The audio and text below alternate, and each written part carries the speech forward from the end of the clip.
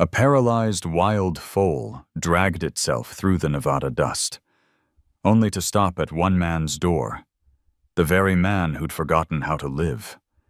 They said nothing survived out here. Not the crops, not the dreams, not even love.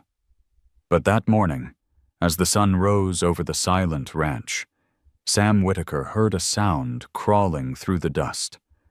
When he opened his door, he found a creature half dead, eyes begging for mercy. And somehow, it was him who needed saving. The desert had stopped being beautiful a long time ago. By late June, the Nevada sun didn't rise anymore. It burned.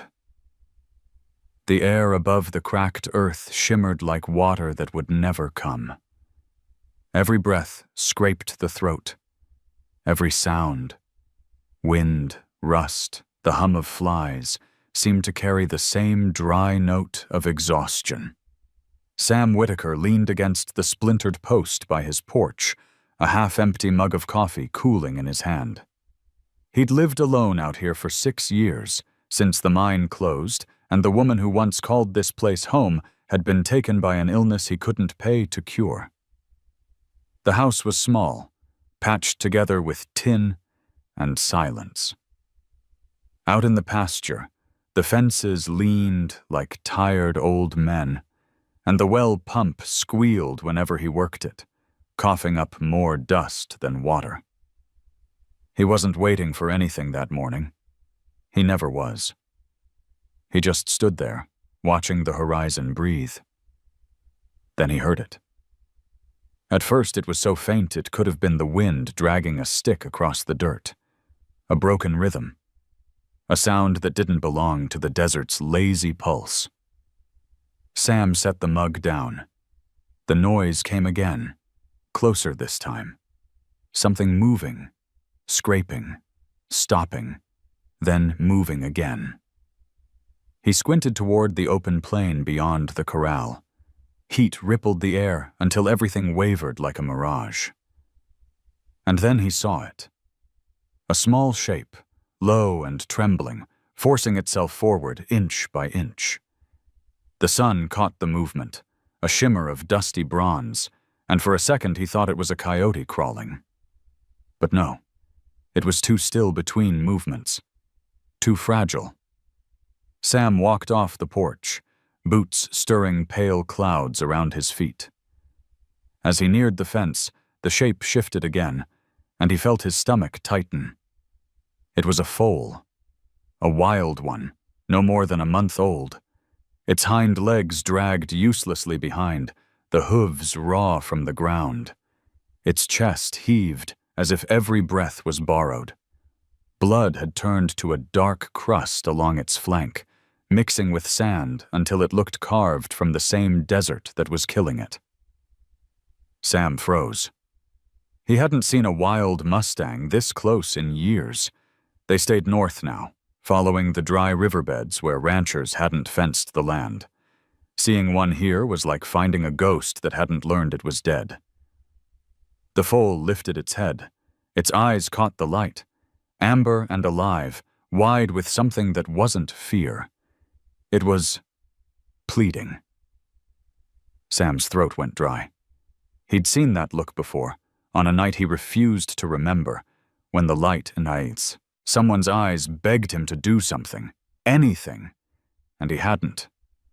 He took a step back, then another. "No," he muttered to himself. "Don't start this." The foal tried to move again, front legs clawing forward. Its breath came in short bursts that ended in soft, desperate whimpers. Sam turned away, walked back toward the porch. He could still hear it, each scrape against the dirt like a small hand knocking on a door he didn't want to open. He stopped halfway to the steps.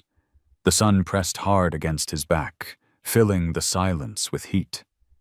He told himself the same thing he always did. It's not my fight. But the desert has a way of holding you in place, of whispering when you try not to listen. Behind him, the foal gave a faint cry, not loud, just enough to slice through the hum of cicadas. Sam's jaw tightened. He looked at the old metal bucket sitting by the pump, half full from the morning draw. It wasn't much, barely enough to get him through the day. He thought about the walk to town, 30 miles east, where diesel prices had tripled and water cost more than gas. He thought about how everything out here took something from you, and how every time you gave, you lost a little more. But that sound came again. Soft, broken, relentless. He exhaled, long and slow, then picked up the bucket.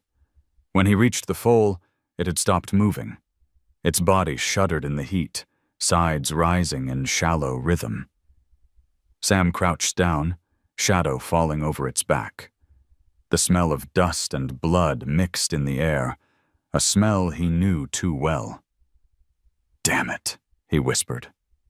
He tilted the bucket, let a thin stream of water trickle near the foal's muzzle. At first, nothing. Then a twitch. The tongue flicked, weak but alive. It drank, one drop at a time, until the dirt beneath its chin turned dark and sticky. Sam poured slower, careful not to waste. Each sip felt like a confession. When the bucket was empty, he stared at the last bead clinging to the rim, then at the small creature whose life might hang on it. The foal blinked once, twice, eyes cloudy yet stubborn. Its breathing steadied, barely.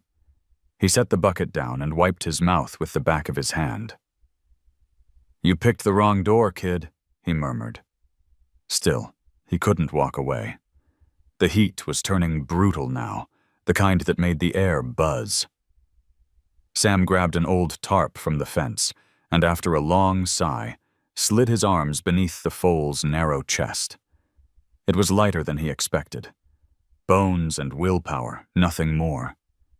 When he lifted, it made a faint sound, half breath, half prayer. He carried it through the open gate toward the barn. Each step sent dust swirling around his boots. Inside, the air was stale, filled with the ghost smell of hay and oil. He laid the foal on a blanket near the wall, where the light filtered through cracks in thin gold lines. For a moment he just stood there, staring down at it. He could hear his own pulse in the stillness. "Guess we're both half dead," he said finally. The foal twitched an ear, as if it heard him. Sam poured the last ounce of water into an old coffee tin, set it by the foal's head, and stepped back into the sunlight. His shirt clung to his skin. The desert wind tugged at the brim of his hat, whispering through the fence wires like a voice too old to care. He looked out across the endless stretch of sand, where nothing grew anymore, and said quietly to no one, "I don't know why you came here, but I suppose we'll see." Behind him, in the half-dark of the barn, a fragile breath stirred again, the sound of something refusing to give up.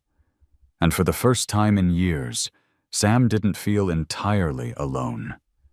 By the time the sun reached its cruelest height, the air over Sam's ranch had turned white with heat, the kind that bent the horizon and made the world waver like it was trying to disappear. Inside the barn, the little foal lay half-hidden in the shadows, ribs rising and falling under a thin film of dust. Sam sat on an overturned crate, elbows on his knees, watching it breathe. The bucket stood empty beside him, its hollow clang still echoing in his head. He hadn't meant to care. Out here, caring was expensive. Water was life, and life cost too much. The radio on the workbench, cracked and coated in sand, whispered about another week of triple-digit temperatures and fuel prices climbing past $5 a gallon. He turned it off.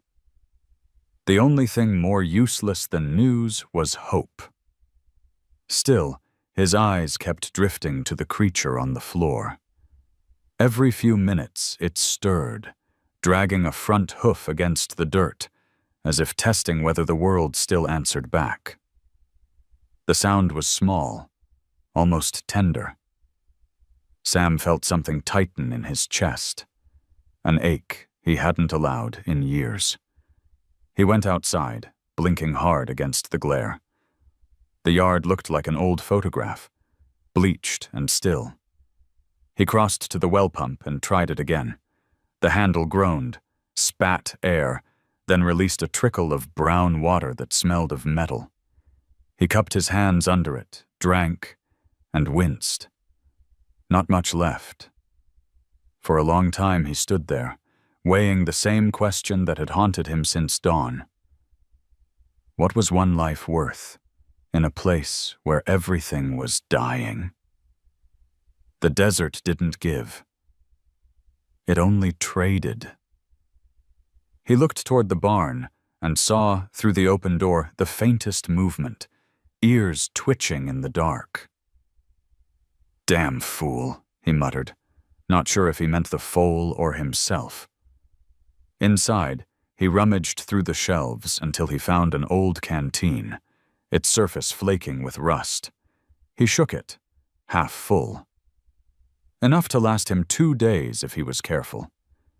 He turned it over in his hands, feeling the dented metal warm against his skin.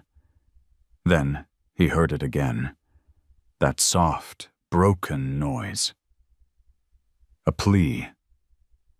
He knelt beside the foal. "You're not giving up, huh?" The animal blinked, eyes half open, breathing shallow but steady. Sam unscrewed the cap and poured a few drops into his palm. The foal's tongue brushed his skin. Warm, rough, desperate. It drank what it could, then rested its head against the blanket. Sam felt the touch linger like a brand. He sat back, staring at the last of the water in the canteen. In his mind, he heard his father's old voice. "Never waste what can't be replaced." But another memory crept in, the day his wife had fallen ill, the hospital miles away, and him counting dollars instead of minutes. He'd chosen wrong then. Maybe this was his chance to choose right. He stood abruptly and poured the rest of the water into a shallow pan. The liquid shimmered under the dim light, a small miracle of motion. The foal lifted its head again, drank until there was nothing left, then sighed. A soft, trembling sound that filled the barn like music. When it was done, Sam wiped his hands on his jeans and stared at the dry pan.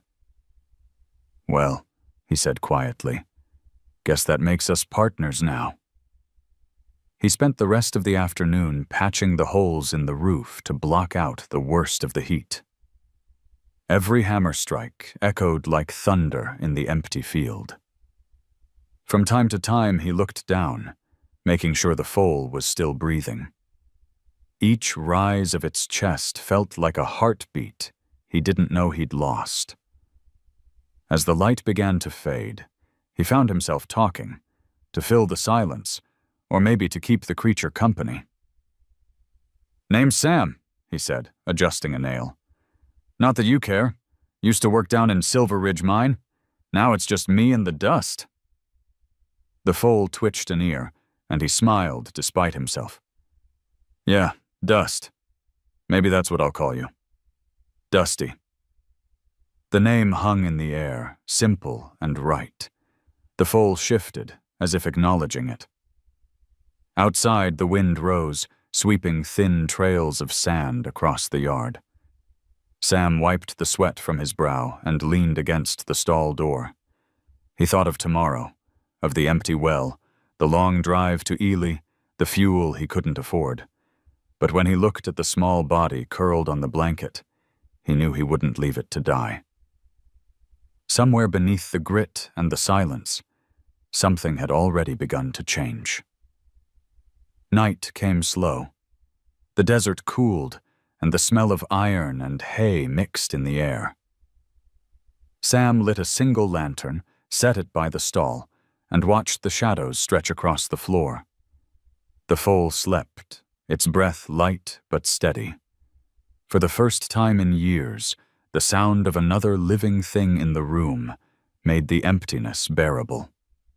He pulled an old blanket over his shoulders and sat down beside the crate.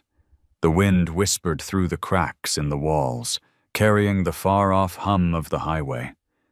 He let his eyes close, the lantern flickering low. Before sleep claimed him, he whispered to the dark, "We'll find water tomorrow, Dusty." Somehow. The foal stirred, a faint sigh in reply. And that's how it began. Not with hope, but with the smallest act of mercy in a world that had forgotten what mercy sounded like. Morning came slow, dragging its tired light across the desert. The color of the sky was neither blue nor gold, just the faded gray of old tin. Another day promising heat without mercy. Sam woke to the sound of slow breathing. For a second, he didn't know where he was. Then he saw the shape by the wall, the little foal curled beneath the lantern's shadow, chest moving, alive. He pushed himself up from the crate, bones cracking like dry wood. "Well, you made it through the night," he muttered, voice rough from sleep. The foal stirred, head lifting slightly. Its eyes had lost some of that empty glass look. They blinked, weak but aware. Sam couldn't remember the last time something in this barn had looked back at him. He reached for the bucket and remembered it was still empty. The well had given up days ago. He'd have to drive to the nearest pump outside Ely, a 40-mile round trip. Diesel wasn't cheap, and the truck drank it like whiskey. Still, he'd made a promise. To himself or to the creature, he wasn't sure. "Hold tight, Dusty," he said. "Don't go dying while I'm gone." He poured the last half cup from his thermos into an old tin pan and slid it toward the foal. It drank slow, careful, as if it knew every drop mattered. Then Sam grabbed his hat, stepped outside, and faced the long white road that ran through his land like a scar. By the time he got back, it was near noon. The canisters in the truck bed rattled full, hot to the touch. When he opened the barn door, the smell hit him. Sweat, iron, and dust thick enough to taste. Dusty's head jerked up. The animal's breathing was heavy but steady, its ears twitching at the sound of his boots. Sam knelt and poured the water into the trough he'd scrubbed clean that morning. The sound of it, cool and real, filled the small space like music. The foal drank until the trough went half empty. Sam leaned back against the wall, watching the way its throat worked. Each swallow was a small victory. He couldn't help the faint smile that crept onto his face.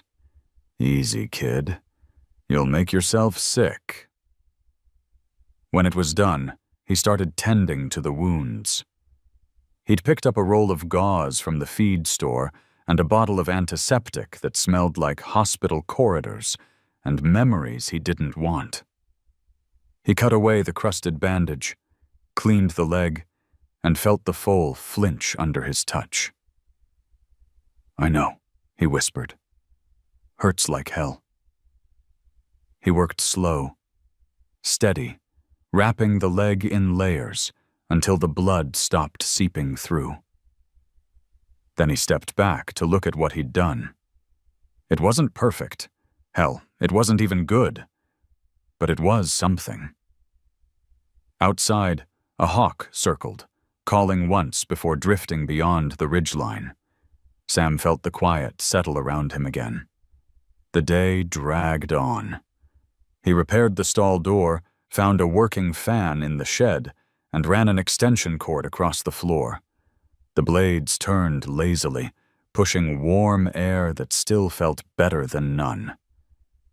Dusty lay still, eyes following him as he moved, Sam talked while he worked, the words coming easier now. "Used to be a time I thought this place could grow something," he said, tightening a screw. "Planted barley once, got nothing but sand and regrets." The foal twitched its ears, and he chuckled. "You're better company than most folks I've known." Late afternoon brought a shimmer of light through the gaps in the wall. Sam took a break, sat by the door, and stared out at the horizon. The world was quiet except for the low hum of the fan and the occasional shift of hooves behind him. For the first time in years, the silence didn't feel like punishment. It felt like waiting. When dusk rolled in, the heat lifted just enough for the air to breathe again.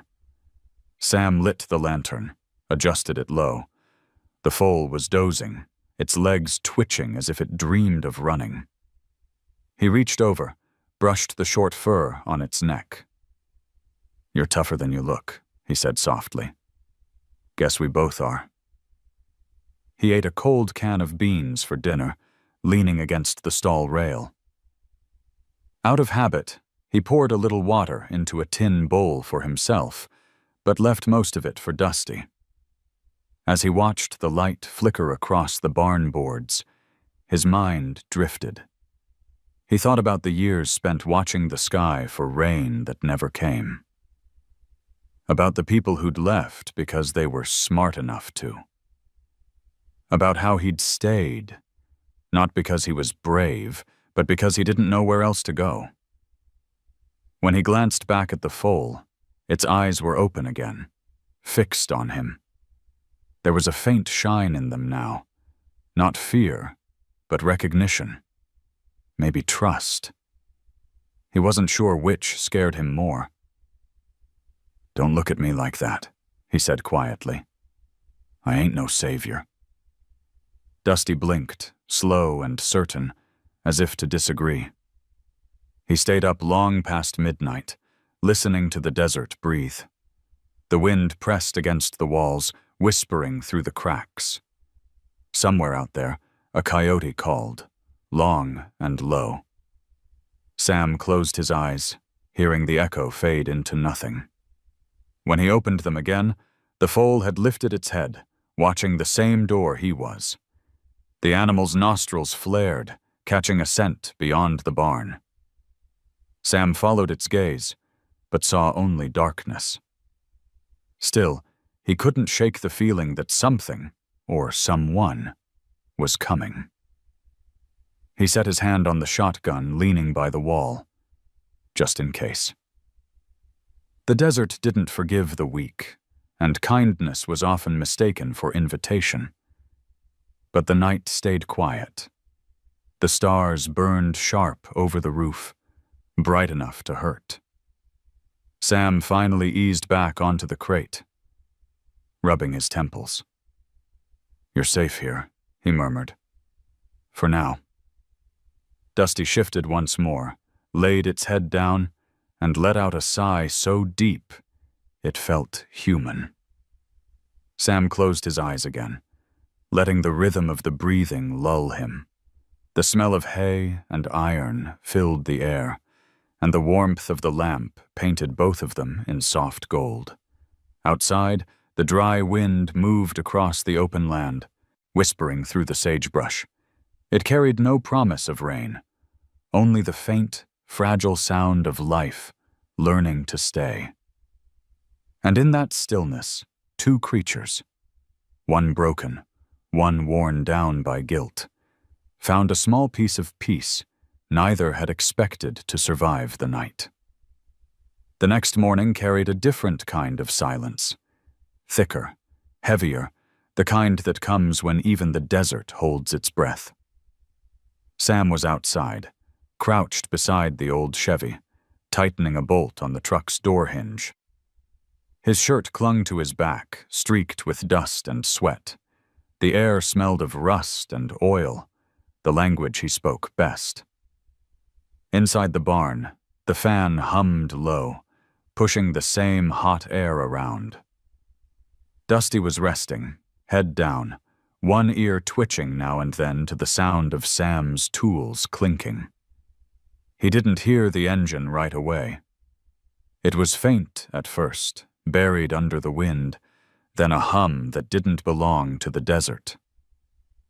Sam looked up, squinting against the glare. A pale green pickup rolled slowly down the dirt road, tires carving new scars into the sand. He stood, wiped his hands on his jeans, and waited. No one came out this far unless they needed something, or were lost. The truck stopped near the fence, and a woman climbed out. She wore a wide-brimmed hat, a denim shirt rolled to the elbows, and sunglasses that reflected everything but revealed nothing. In one hand, she carried a worn leather medical bag. "Morning," she called, her voice calm but certain. "You Sam Whitaker?" Sam hesitated. "Depends who's asking." "Dr. Nora Hensley, Red Creek Veterinary Clinic. A feed store clerk said you picked up medical supplies yesterday. Thought you might need a hand." He frowned, brushing dirt off his palms. "Didn't call for no doctor." "You didn't have to," she said, glancing toward the barn. "Word gets around when someone's trying to keep a wild foal alive in a heat wave." Sam followed her gaze. "It's under control." Nora stepped closer, her boots sinking into the sand. "You got antibiotics? Saline? Proper bandages?" Sam shifted. "Got what I could afford." She didn't wait for permission. She walked past him, her bag bumping against her hip, and pushed open the barn door. The smell hit her instantly. Iron, sweat, dry hay. Dusty lifted its head, eyes tracking the stranger. "Hey there, little one," she said softly, kneeling beside it. Her movements were steady, practiced. She pulled off her sunglasses, revealing eyes the color of river clay, warm but sharp. Sam stayed by the doorway, arms folded. He didn't like anyone crossing into his space. Nora ran her hands gently along Dusty's legs, checking the wounds. "You cleaned this yourself?" He nodded. "Best I could." "Not bad," she said, glancing up. "For a miner with no training." "Used to fix machines," he replied. "Ain't much different." She gave a half smile. "Machines don't bleed, Mr. Whitaker." Nora opened her bag, laying out gauze and a small bottle of antiseptic. "It's infected but treatable. The cut on the right leg's deep, though. It might have hit a tendon." Sam swallowed hard. "You saying it won't walk again?" "Too early to tell." Her tone stayed calm, professional. "But it wants to live? You can see it in the eyes." He watched her work, the way her hands moved, precise, gentle, efficient. The smell of antiseptic filled the air, sharp enough to sting his nose. Dusty trembled once, but didn't resist. Nora murmured something soft, something that sounded almost like prayer, and the foal's breathing steadied again. When she was done, she stood, brushing the dust from her knees. "You'll need to change the wraps every morning. Keep the wound clean. Don't let flies near it." Sam nodded, silent. She packed her tools and looked around the barn. The patched roof, the crooked beams, the fan humming in the corner. "You live out here alone? Been that way a while? You got family?" He didn't answer right away. "Had." Nora studied him for a moment, but didn't press. "Lonely work, saving something that can't thank you." "Didn't do it for thanks," he said. She smiled faintly. "Good. That means you're doing it for the right reason." Outside, the heat shimmered like a veil. Nora walked to her truck, pulled out a cooler, and handed him a small bag of crushed ice. "Keep this on the leg for a few minutes at a time. And here." She dug out a syringe and a vial. "Give it one dose every 12 hours. You can handle a needle?" He smirked, the first real grin in days. Used to dig silver with dynamite? I think I'll manage. Nora laughed, short and bright. Fair enough. As she climbed back into the truck, she paused. You should give him a name. Already did, Sam said. Dusty. Good choice, she said, nodding toward the open desert. Everything out here's covered in dust. Might as well carry it with pride. She started the engine. The hum filled the air again, blending with the restless wind. Before she pulled away, she leaned out the window. I'll check in a few days. If you need help, call the clinic. Number's on the card. Sam took it, nodded once, and slipped it into his pocket. The truck rolled off, leaving a trail of swirling sand behind.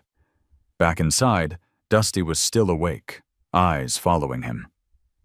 Sam sat down beside it, wiping sweat from his brow. Don't get any ideas, he muttered. She's just doing her job.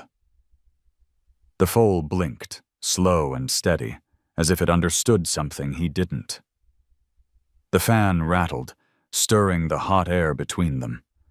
Sam leaned back against the post and looked toward the door where the sun burned white through the cracks. You heard her, he said quietly. You want to live. You better start fighting. Dusty twitched an ear. Its breath came strong, even. Sam smiled faintly, then reached for the bucket, refilled it, halfway, and set it beside the foal. As it drank, he caught his reflection in the water's surface, lined, sunburned, but alive. He hadn't noticed before how long it had been since he'd looked himself in the eye. The desert wind pushed through the barn again, rattling the boards, carrying the scent of rain that hadn't arrived. Sam closed his eyes and listened.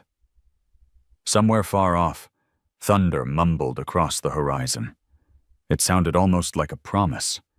And for the first time since he'd buried his past, Sam found himself waiting, not for an end, but for whatever would come next.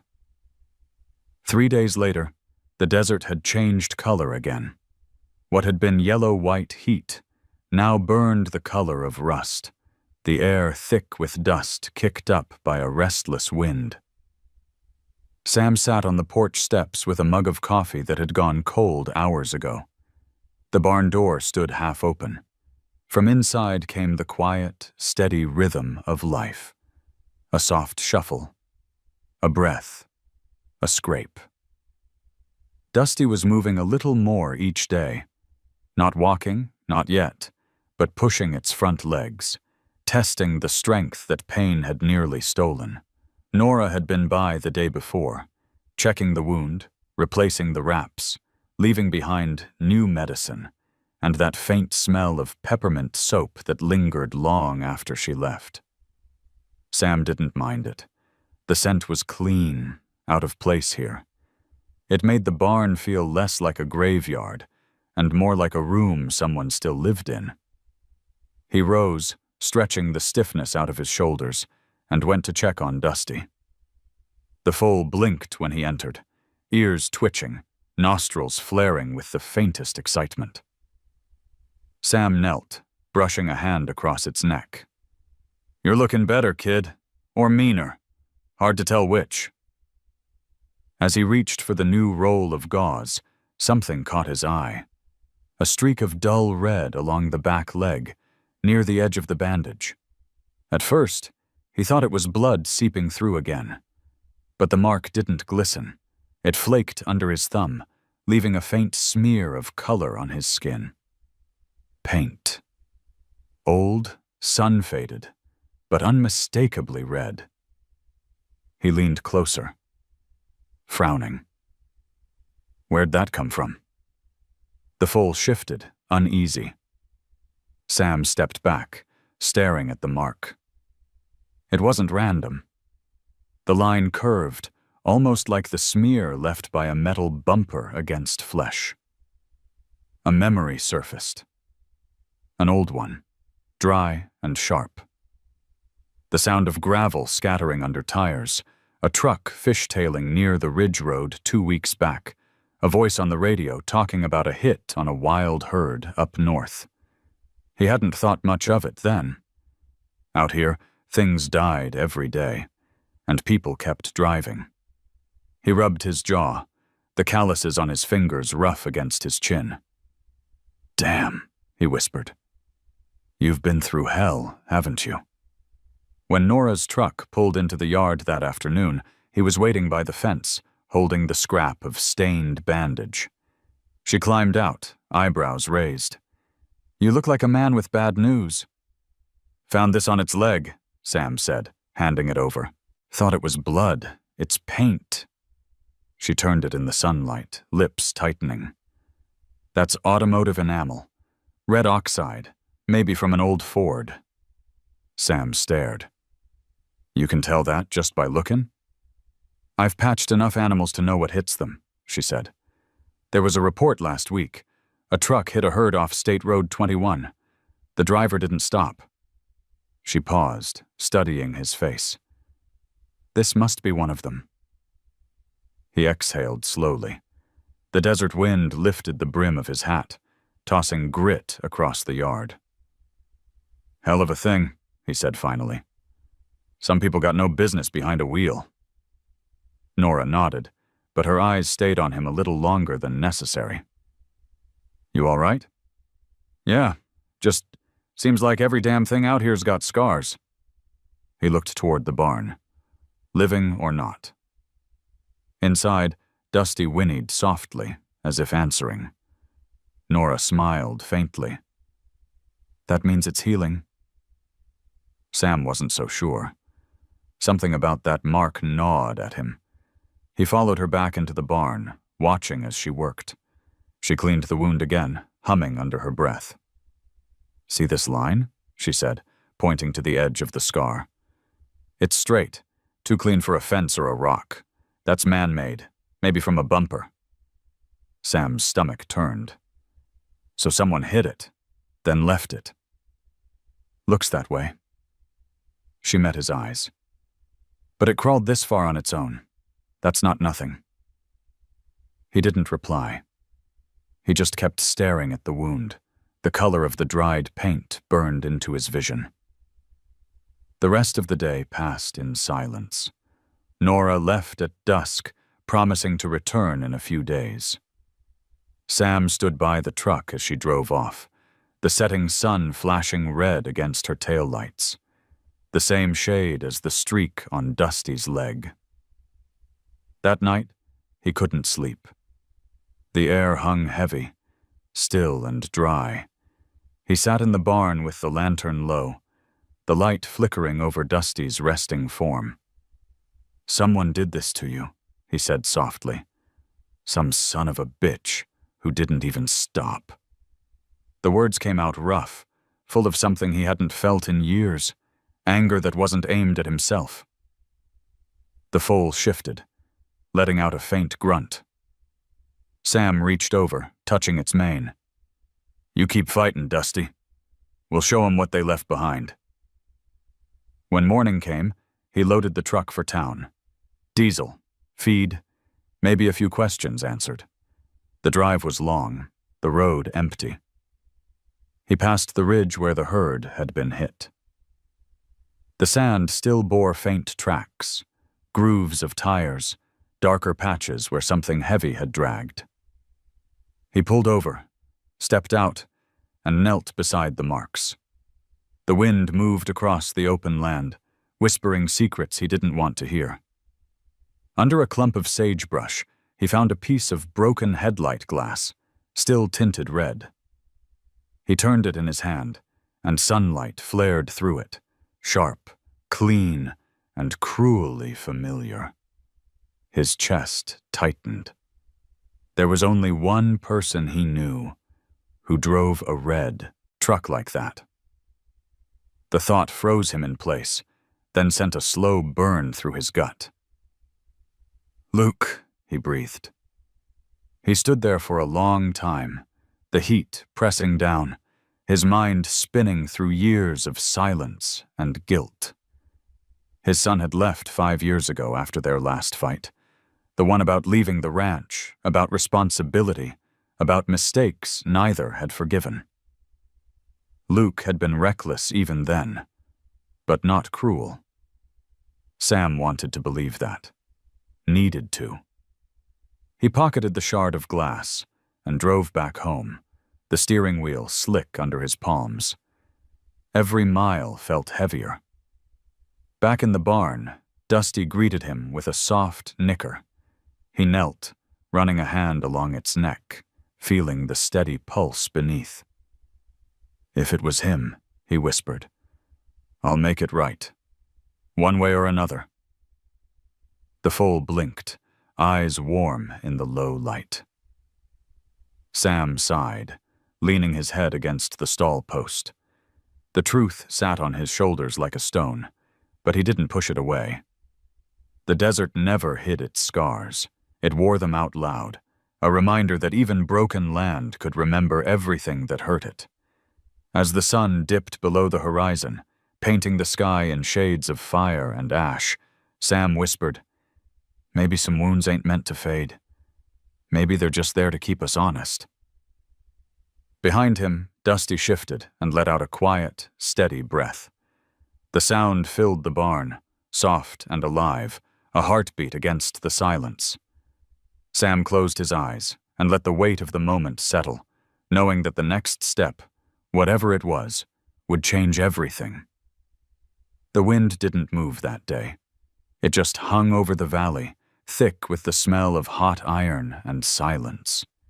The desert felt like a held breath that never came out.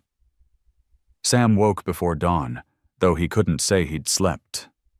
He'd been up half the night, turning that shard of red glass over in his hands, the edges biting his fingers until they bled faintly. He'd scrubbed them clean before feeding Dusty, but the sting stayed, reminding him of things he'd rather forget. He moved slow through the morning. The coffee pot hissed on the stove, water boiling faster than it should. The heat inside the house matched the heat outside. By 8 o'clock, the thermometer nailed to the porch already read 103. He filled 2 buckets, one for himself, one for the foal, and stepped into the glare.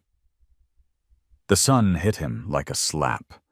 The world shimmered white and gold, each breath hot enough to burn his throat. In the barn, Dusty was restless. The bandages around its legs were dark with sweat, the wound edges tight and scabbed. Sam poured a trickle of water into the trough, careful not to spill. The foal drank fast, almost too fast, splashing the surface, drops flying against the boards. He let it drink, then drew the pail away and wiped his brow. The last of the water glistened at the bottom. It wasn't enough. Not for long. The well was coughing up dust again, the diesel tank was nearly dry, and the world outside the fence shimmered, like a stove turned too high. "Not much left for either of us," he said, crouching down beside the animal. Dusty nudged his arm, muzzle warm against his sleeve. "You got a lot of nerve, kid," he whispered.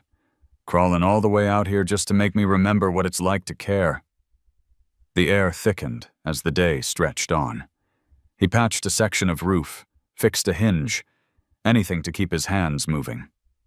By late afternoon, the sky had turned pale and strange, the light almost silver. The kind of color that told him heat would break soon.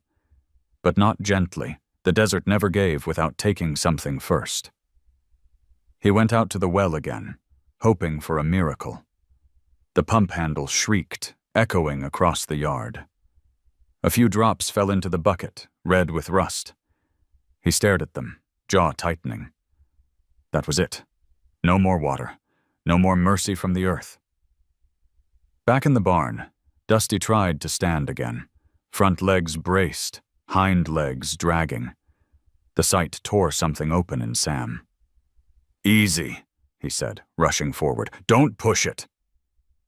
But the foal didn't stop. It strained until its breath came in sharp wheezes, then collapsed, chest heaving. Sam knelt, hand against its neck, feeling the thready pulse beneath. "You stubborn little fool," he said, voice cracking. "You'll kill yourself trying." He stayed beside it until the tremors eased. The air in the barn was hot enough to shimmer. Even the fan had given up, blades barely turning. Sam tore off his hat and wiped the sweat from his face. He could taste salt, copper, and something else, fear. Outside, thunder rolled somewhere beyond the hills, too far to mean rain. Just sound, empty and cruel. Sam stood, pacing. He thought about driving to town for supplies, but the truck's fuel gauge was kissing empty. Eli was 30 miles of open road, 30 miles he might not make back if the engine overheated. He thought of calling Nora, but the phone line crackled with static every time he tried. The desert was cutting him off again, piece by piece, the way it always did. By sunset, the light turned amber, thick and syrupy. Dust rose in sheets from the ground. Sam stood in the doorway, staring west, half expecting to see Luke's old red truck crest the ridge. He didn't know what he'd do if it did. Maybe scream, maybe forgive, maybe both. The horizon stayed empty. He went back inside. Dusty was awake again, its eyes glimmering faintly in the dim light. He knelt, reached for the blanket, and pressed it over the foal's body. "We'll find more water tomorrow," he said. The lie was small, but necessary. "You just hang on tonight." The foal exhaled, a soft sigh that trembled through the air. Sam sat beside it, his back against the post. The lantern flickered, shadows crawling across the walls. The air felt too heavy to breathe. Sweat ran down his temple, his shirt sticking to his skin. Outside, the insects had gone quiet. The desert only made that sound when it was, holding something back. Hours passed. The darkness thickened until even the stars disappeared behind a haze of heat. The silence pressed on his chest like a weight. He dozed, and woke, dozed again, caught between dreams and memory. In one, he saw his wife standing at the doorway, holding a glass of water out to him. In another, he saw Luke at 17, laughing as he revved the truck too close to the corral fence. The sound of the engine bled into the low moan of the wind. He jerked awake, heart pounding. A faint whimper broke the stillness. Dusty was shivering. Sam scrambled for the ice bag Nora had left, now nothing but a damp rag. He pressed it against the wound anyway, whispering, "You're gonna make it. You hear me?" The foal's breath rasped against his sleeve. Its skin was hot to the touch. Fever rising. Sam reached for the bottle of antibiotics, fingers trembling, and filled the syringe. He found the spot along the neck, pushed the needle in, and watched the medicine vanish. Afterward, he slumped beside the animal, exhausted. He could feel his own pulse hammering. "You're not dying tonight," he said. "I've had enough ghosts." The foal's breathing steadied, little by little. Sam stayed there, head bowed. Outside, the wind began again. Not cool, but restless, swirling grit against the barn walls. The smell of ozone drifted through the cracks, sharp and electric. The first flicker of lightning danced far off to the north. He looked up, catching it through the slats of the roof. "Maybe tomorrow," he whispered. "Maybe the sky'll finally give." He didn't sleep again. Not really. The hours bled together. He sat with Dusty through the night, counting the seconds between thunder and light. Near dawn, he felt the air change. The temperature dropped, just slightly, but enough to make him breathe deeper. The horizon softened from black to the color of ash. He rose, joints aching, and stepped outside. The desert smelled different.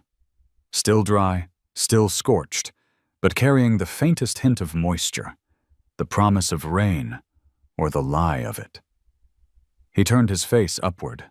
The clouds were bruised purple, the wind shifting east. He smiled, small and tired. "You keep fighting, kid," he murmured. "Looks like the world might try again." When he walked back into the barn, the foal was awake, eyes following him. He poured the last bit of water into its dish. It drank slow this time, calm, deliberate. Sam sat down beside it and leaned his head against the stall post, the fatigue washing over him like a tide. Outside, the thunder faded, leaving only the soft whisper of wind against tin. The long night was over, not because morning had come, but because neither of them had quit breathing. By the next afternoon, the air had turned the color of brass. The storm that had teased the horizon broke apart before it reached them, leaving only a thin smell of rain that never saw. Sam sat on the porch, hat low over his eyes. Glass of lukewarm water in his hand. His body ached from the night before, but it was the kind of ache that reminded him he was still alive. Inside the barn, Dusty slept beneath the half-turned fan, its breathing slow, its fever easing at last. Sam had checked the wound that morning.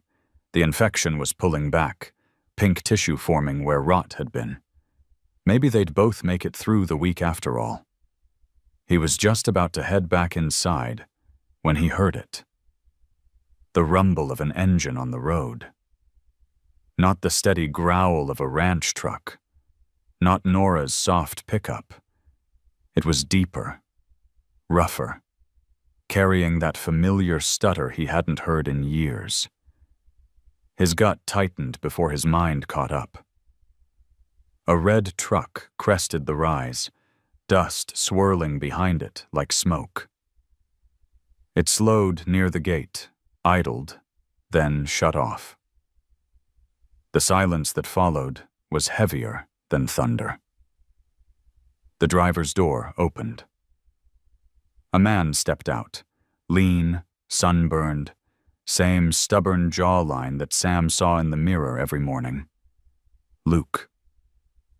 For a moment, Sam just stared.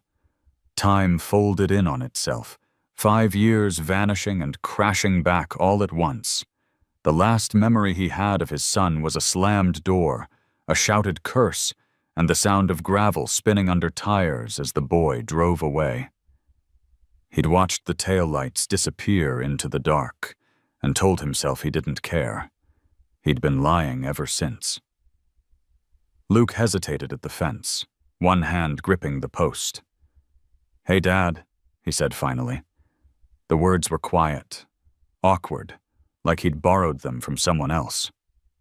Sam stood, heart hammering. "That your truck?" Luke glanced over his shoulder at the dented red hood, the missing headlight. "Yeah." Sam's throat went dry. The shard of glass in his pocket felt suddenly heavier. "You came all this way just to show it off?" Luke shifted, jaw tight. "I came to talk." "Talk?" Sam's voice cracked like a whip. "Now you got words?" He took a step down the porch stairs, boots scuffing against the dust. "After 5 years, after you tore out of here like the whole damn world owed you, what could you possibly have left to say?" Luke didn't answer right away. He looked past his father toward the barn, where the faint shadow of movement caught his eye. "That foal," he said softly. "It's still alive?" Sam froze. "You knew about it?" Luke nodded once, shame flickering across his face. "I hit the herd out by Dry Creek 2 weeks ago. Didn't see him until it was too late. I stopped. I tried to find the one that was hurt, but he swallowed hard. It was gone by the time I got back. I thought coyotes got it. I've been driving around ever since looking. Heard someone out this way was keeping a foal alive. I prayed it wasn't mine." Sam stared at him, the world narrowing to the sound of wind between them. "You prayed it wasn't yours?" Luke met his eyes. "Because that would mean I left it to die." Sam's anger cracked then, replaced by something colder. Grief, maybe, or understanding that came too late. He turned toward the barn. "Come on, you better see what your mistake looks like up close." Inside, the air was cooler, darker. Dusty lifted its head as they entered, eyes wide, alert. Luke stopped near the doorway, staring at the small, scarred body. The paint streak was still visible along its hind leg, a dull red, the color of guilt. He reached out a hand, but Sam's voice stopped him. "Careful. It remembers." Luke dropped his arm. "You saved it."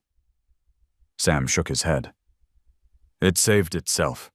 I just gave it a place to fall." For a while, neither spoke. The fan hummed. A beam of sunlight slipped through a crack in the roof, painting the dust in gold. Then Luke said quietly, "I didn't come to make excuses. I couldn't sleep knowing what I'd done.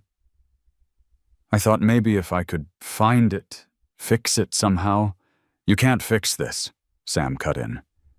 His voice was tired, not cruel. "You hit something that trusted the world to be kind, and it wasn't. That kind of break doesn't go away." Luke nodded, eyes glistening. "I know." Sam looked at him for a long moment, then turned back to the foal. "But it's still breathing, so maybe there's something left worth trying for." Luke stepped closer. Dusty watched him, ears twitching, nostrils flaring. Then slowly, it reached out and touched its muzzle to his hand. Luke froze, eyes wide, breath catching.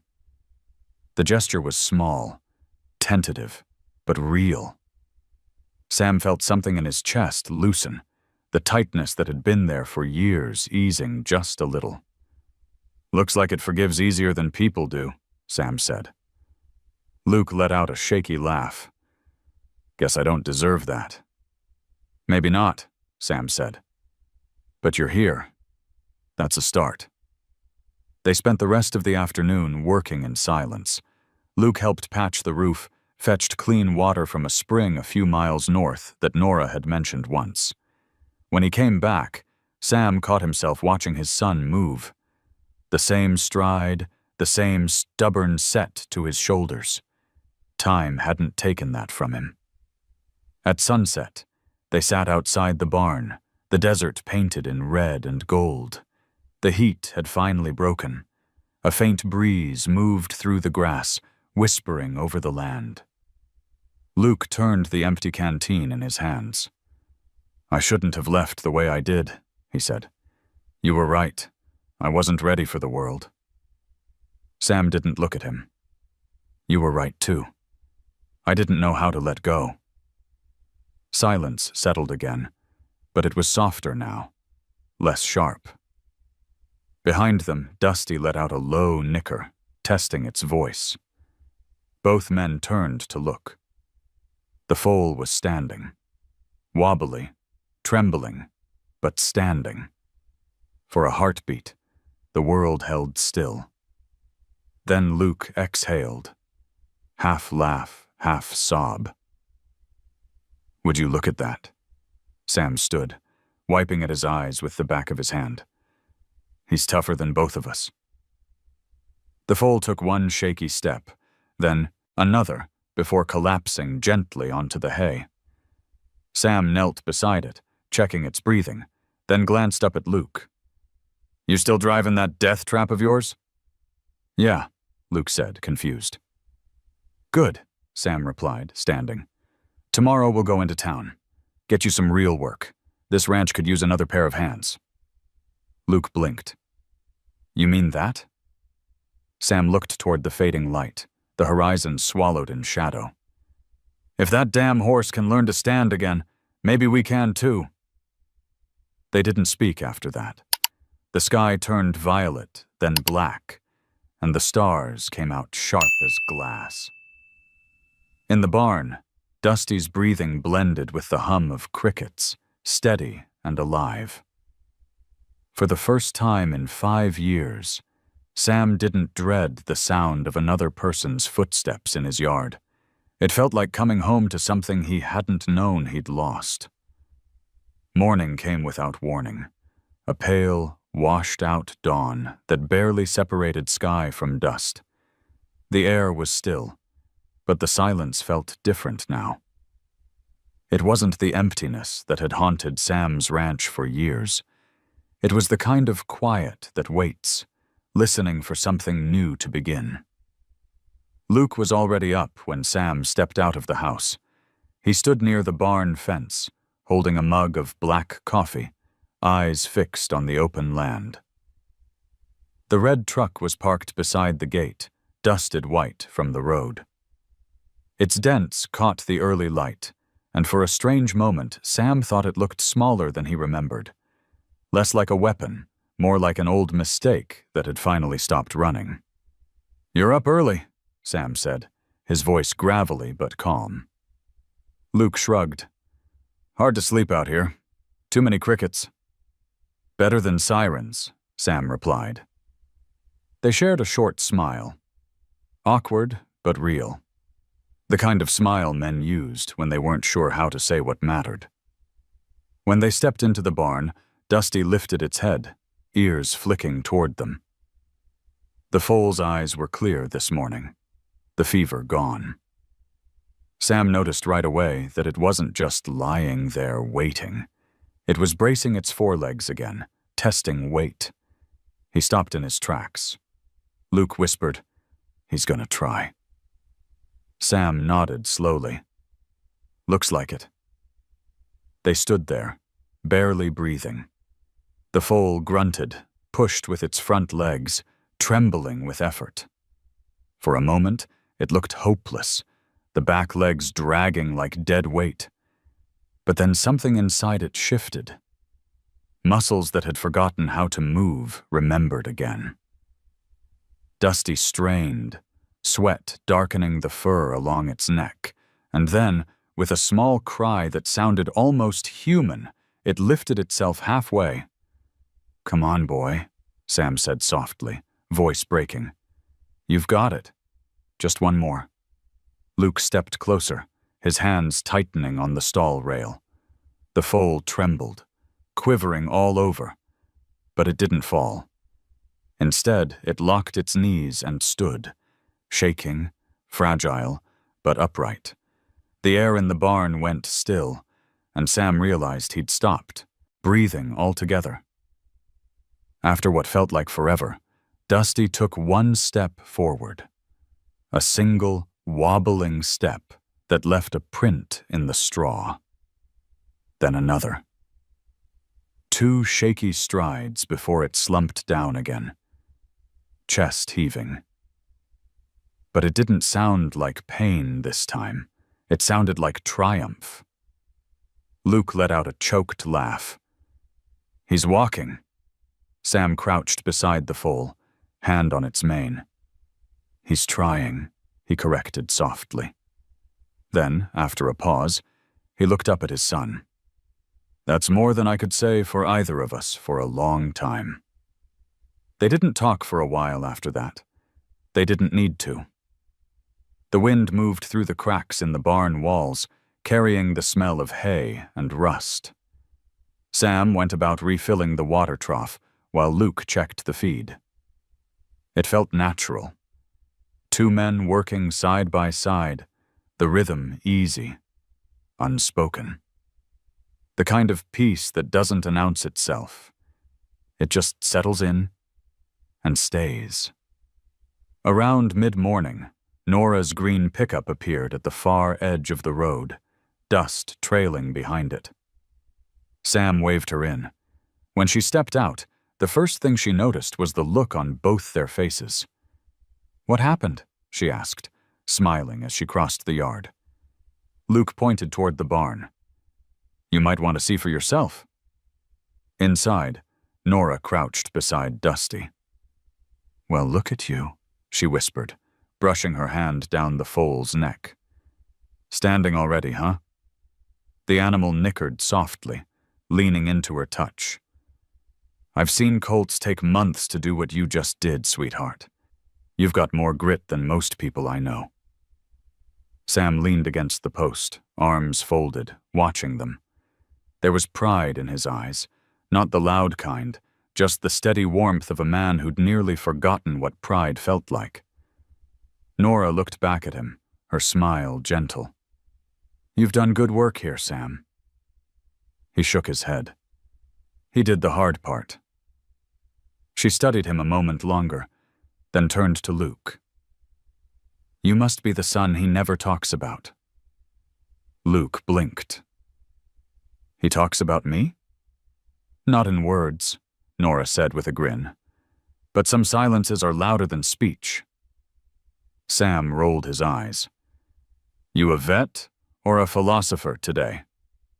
"Both," she said. "Now let's get that leg checked before your miracle falls apart." While she examined the wound, Luke stepped outside to fetch fresh water. When he came back, he found Sam sitting on the porch steps again, watching the horizon. The sky had softened to a pale blue, clouds forming at the edges. The first real clouds in months. Luke handed him a cup of water, and they sat quietly, listening to the fan hum from inside. After a long silence, Luke said, "You ever think you'd see rain again?" Sam took a sip, then shrugged. "I stopped expecting things. That way, when they come, it feels like grace." Luke nodded. "I used to think grace was for people who deserved it." "It's not," Sam said. "It's for the rest of us, the ones who keep getting up when we don't know why." From inside, Nora called out, "Legs healing clean. Keep the bandages off tomorrow and let him feel the ground." "Will do," Sam replied, voice carrying just enough pride to make Luke smile. Later, as the day slipped toward evening, they opened the barn doors to let the light spill across the straw. Dusty stood again, slow and steady this time, walking 3 small circles around the trough before stopping beside Sam. The foal pressed its muzzle against his arm, warm breath soft on his skin. "Guess he likes you," Luke said. Sam stroked the side of the animal's neck. "Guess I like him too." They watched as Dusty wandered toward the open door, sunlight wrapping around its body like a promise. For a second, Sam thought about the day it had crawled through the dirt to his porch, broken and silent. That memory still hurt, but not like it used to. Now it felt like the beginning of something instead of the end of everything. Nora came to stand beside them, her arms folded. "You two look like men who just found a reason to breathe again." Sam smiled faintly. "Yeah, maybe we did." The wind shifted then, carrying with it a single drop of cool air, like the whisper of rain waiting just beyond sight. Luke tilted his head, listening. "You hear that?" Sam nodded. "Thunder. Way off." "It'll come," Luke said, almost to himself. "Eventually." Sam looked at him, at Nora, at the colt still standing in the golden light, and something inside him settled. "Yeah," he said quietly. "It always does." The clouds rolled closer as the sun sank lower, the light turning everything copper and soft. The barn glowed like a lantern against the darkening land. And in that still, perfect moment, father, son, and a creature that had once been broken stood together, breathing the same dry air, waiting for the sound of rain that would one day find them. 2 weeks passed, and the desert began to soften. The days were still hot, but the kind of heat that hummed instead of hissed. Gentler somehow, as if the land itself had stopped fighting. Sam noticed it first in the mornings. The air wasn't razor-sharp anymore, and the wind carried the smell of something damp beneath the dust. Hope, maybe. Or memory. He and Luke worked side by side now. The silence between them changed. It wasn't empty anymore. It was the easy quiet of two men who didn't need to fill the air with apologies. They built new troughs, patched the roof again, even cleared the fence line so the herd from the neighboring valley could pass through when grazing got thin. Nora came by every few days, checking on Dusty and pretending not to notice that Sam always poured her a cup of coffee before she asked. Dusty was walking now, still favoring the injured leg, but strong enough to nudge Sam's shoulder when he came too close with the feed bucket. The colt's coat had grown in brighter, the dull copper shining gold in the afternoon light. Luke laughed the first time it chased a tumbleweed across the pen, all awkward limbs and pure joy. "Guess you were right," he told his father. "He's tougher than we are." Sam grinned, but his gaze drifted toward the dry well behind the barn. It had been the heart of the ranch once, back when the land was still forgiving. Now it was just a scar in the earth, rimmed with weeds and silence. But something about the shifting air made him wonder if maybe, buried deep, there was still water. That night, after Nora left, and the sky bled into violet, he sat on the porch and listened to the wind. "Used to be," he said quietly. "You could smell water long before you saw it." Luke looked up from the tools he was cleaning. "You think it's still down there?" "Only one way to find out." Sam rose, joints creaking, and grabbed a shovel from the wall. Luke laughed softly. "You're serious?" "Dead serious. Tomorrow we dig." When morning came, they started early, before the heat could turn vicious. The sun hadn't fully climbed the ridge when the first clang of metal on stone echoed across the yard. The sound felt like a prayer, harsh but hopeful. They took turns, Sam steady, Luke strong, and by noon they'd cleared 6 feet of packed clay. Dusty watched from the fence line, ears flicking every time the shovel struck rock. "You think this'll work?" Luke asked, leaning on the handle. Sam wiped his brow, sweat tracing pale lines through the dirt on his skin. "You keep digging long enough, something's bound to give. Could be dirt, could be your back." They both laughed, the sound strange and good. By late afternoon, the pit had deepened, and the earth began to darken at the edges. The soil grew cool under their hands, damp to the touch. Luke dropped to his knees, scooping a handful, sniffing it. "Smells like rain," he said. Sam climbed down beside him, pressing his palm against the wall of the hole. It was cold. "We're close." They worked until sunset, each strike slower, heavier. Then, with one last swing, Luke's shovel hit something that didn't sound like stone. It sounded hollow. The ground gave a faint sigh, and a trickle of dark water slipped from the wall, running down into the pit. "Dad?" Luke whispered. "You see that?" Sam didn't answer. He was staring at the water spreading through the dirt, tiny bubbles forming where it touched air. He scooped a handful, lifted it to his lips. It was warm, metallic, and tasted of iron and survival. He laughed. A short, cracked laugh that startled them both. "I'll be damned," he said. "She's still breathing." They worked fast then, shoring the sides, clearing the channel, guiding the water into an old trough. By nightfall it was running steady, thin but real. The well had come back to life. When Nora arrived the next morning, the first thing she saw was the damp earth glinting in the light. She set down her bag and smiled. "Looks so like you found more than luck." Sam nodded, handing her a tin cup. "Found patience," he said. "Didn't know I still had any." She took a sip, then glanced toward Luke, who was repairing the pump handle. "And maybe forgiveness, too."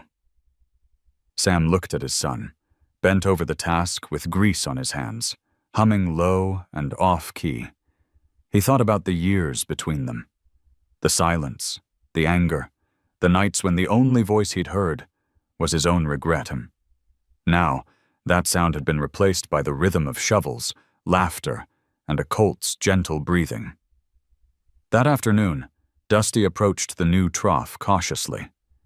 It sniffed the edge, then lowered its head and drank, water dripping from its muzzle in silver threads. Sam watched, his heart heavy and full at once. He knelt beside it, running his hand along its neck. "There you go, kid. Took us long enough." Luke stood behind them, holding a camera. "Smile," he said. Sam frowned. "For what?" "For proof," Luke answered. "So when people say nothing grows out here, we can show them they're wrong." The flash went off, catching Dusty's reflection in the water. For a moment, it looked like two of them, one born of earth, one of light, both alive. That evening, the three of them sat by the well. The air smelled of wet soil and sage. The first real stars blinked through the clouds, and for once, the desert didn't feel endless. It felt held, like it belonged to something larger than loss. Luke leaned back, resting his hat over his face. "You ever think it's weird?" he said. "How it takes breaking something open to find what's still alive underneath?" Sam smiled faintly. "That's not weird, son. That's life." The wind moved softly across the yard, rustling the dry grass. Dusty lifted its head, water dripping from its chin, and let out a small sound. A note so clear, it might have been a song. Nora looked toward the barn, then at Sam. "He's singing," she said. Sam nodded, his eyes glinting in the lamplight. "Yeah, guess we all are." For a long time, no one spoke. The well murmured, the stars grew brighter, and the air carried that clean, impossible scent of renewal. It wasn't rain. It was something quieter, more honest, the kind of peace that doesn't need to be loud to last. Sam leaned back against the post, watching the colt, his son, and the woman who had somehow wandered into their story and refused to leave. The night wrapped around them, warm and forgiving. He closed his eyes, letting the sound of water fill the spaces where guilt used to live. And somewhere deep beneath their feet, the desert heart kept beating, slow and sure, promising that even here, where everything once died of thirst, life could begin again. By early September, the desert had learned how to breathe again. Rain had come twice that month, small, stubborn showers that fell in threads and vanished before they touched the hills. But it was enough. The soil, no longer cracked beneath Sam's boots, and a fine film of green clung to the edges of the road, as if life were sneaking back in under the cover of dust. The ranch looked different now. The barn's patched roof no longer sagged.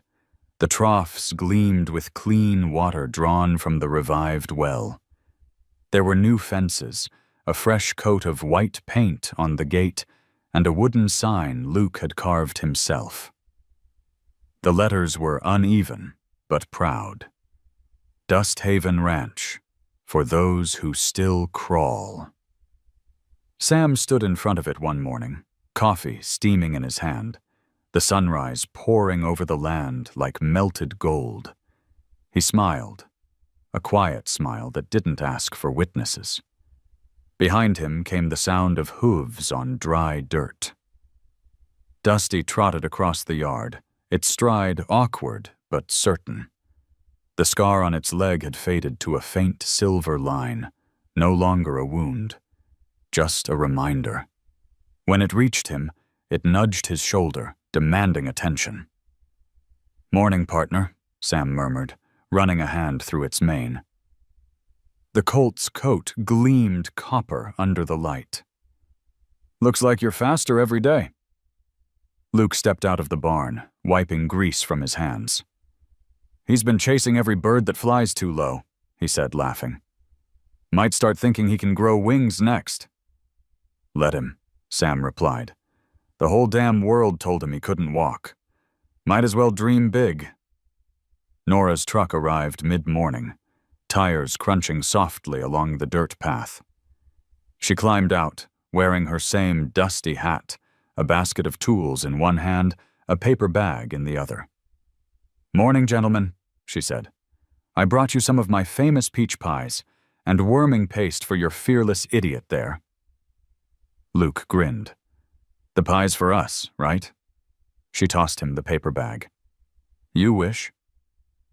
They sat under the porch for breakfast, sharing the pie straight from the pan with spoons that didn't match. The air smelled of baked peaches and warm hay. Dusty stood nearby, ears flicking, watching every bite as if it was part of the conversation. Sam leaned back in his chair, feeling something he hadn't felt in years: ease. "You know," Nora said between bites, "most folks would have sold this place and started over somewhere easier." Sam took a slow sip of coffee. "Never cared much for easy." Luke nodded. "Guess that runs in the family." She smiled. "It's not stubbornness, it's faith, even if you don't call it that." The wind shifted then, carrying the soft creak of the well handle turning on its own. The bucket swayed, full to the brim. Water splashed onto the dirt, darkening it instantly. Nora stood, watching. "Looks like it's holding steady." "Yeah," Sam said. "Guess it was waiting for someone to believe in it again." The afternoon passed slow and golden. Sam fixed a gate hinge, while Luke painted the barn doors a deep red, his way, maybe, of turning a painful color into something that meant life instead of loss. Nora set up a small clinic stall inside the barn for animals that wandered in sick or half-starved from the ridge. The word had spread. Already, 2 stray dogs and an old mule from a nearby farm were resting in the shade.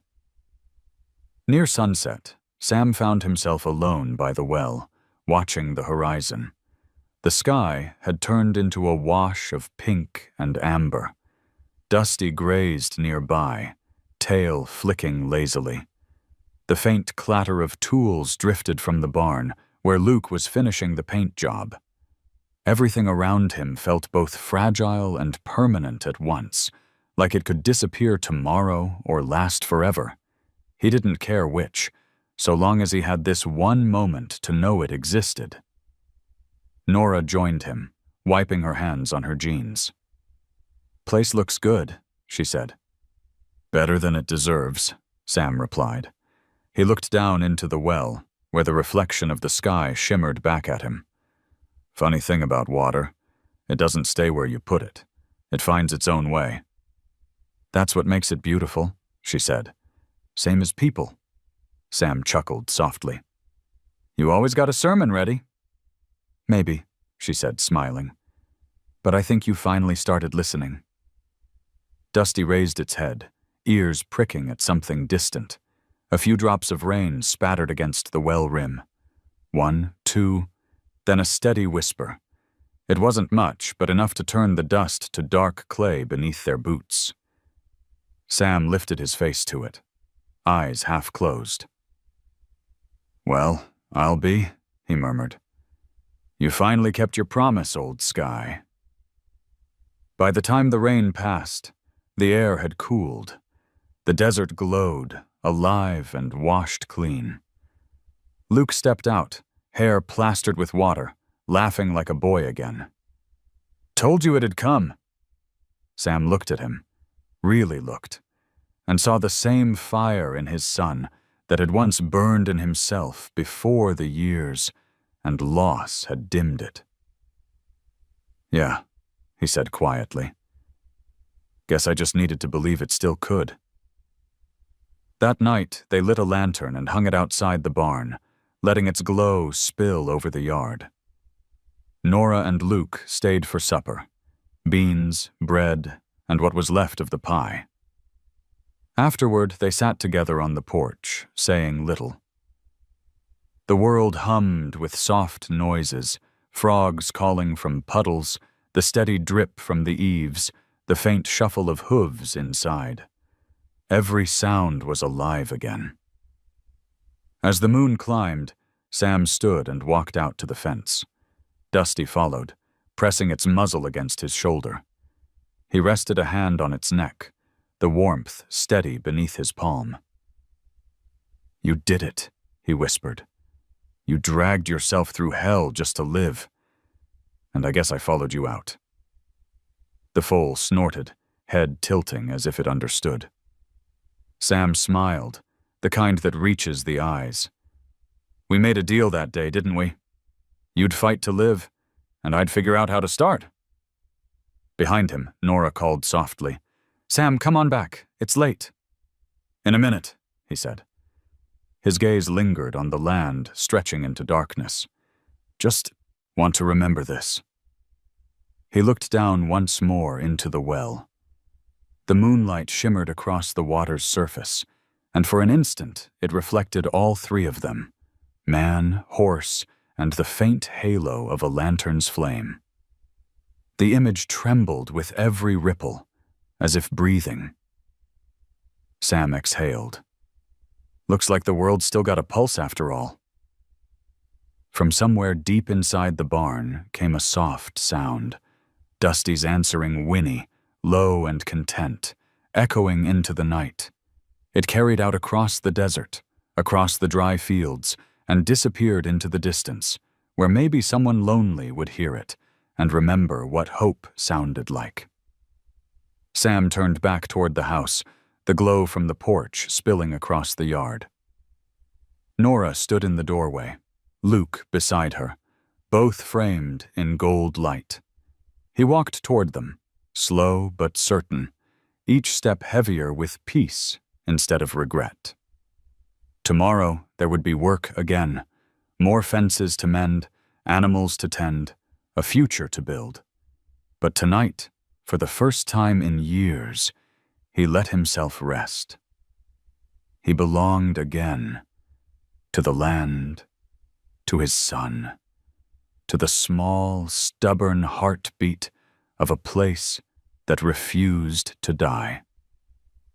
As he reached the porch, the rain started again, soft and warm, soaking the earth. Dusty lifted its head to the sky, eyes bright, and Sam smiled. "That's it, kid," he said, voice barely above a whisper. "Breathe it in. You earned every drop." The lantern flickered in the wind, its flame bending but never going out. And in that quiet, endless stretch of Nevada night, Sam Whitaker finally understood. Redemption didn't come like a storm. It came like this: slow, gentle, and lasting, one heartbeat at a time. If this story touched your heart, tell me what part stayed with you the most. Leave a comment below. I read every one of them.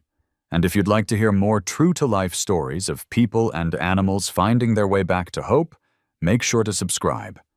I've got another story waiting just for you.